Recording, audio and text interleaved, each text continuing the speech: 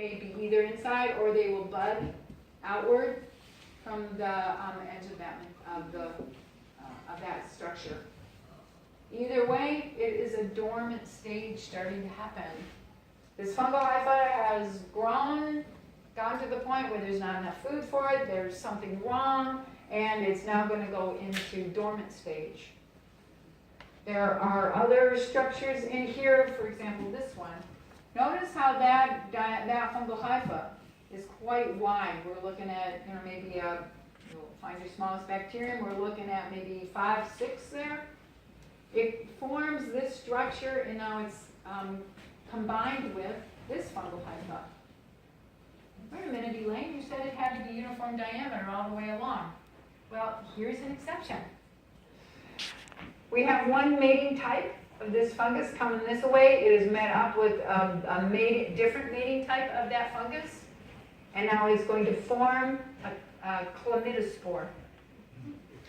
Reproductive structure. So don't discount something like this as being a fungus because it's having a little mating fun.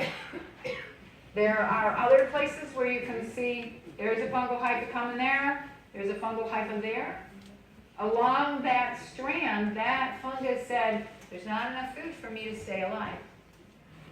So it's going to take all of its cytoplasm concentrated in one cell, and this too is called a chlamydospore. Reproductive structures. Don't dismiss the fact that this is a fungus, because we've got these kinds of spore structures starting to form. But I look at that and I go, disease. We got a problem. Let's get some good guy fungi in here. Let's get some fungal feeding nematodes. Let's start working to get rid of that disease. Next slide. Question? Yeah.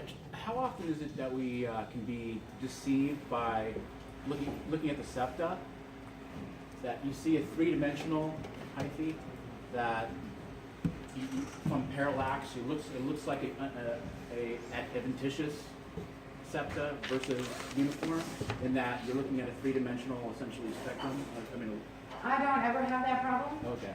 So it could look like it's closer together, like rather than.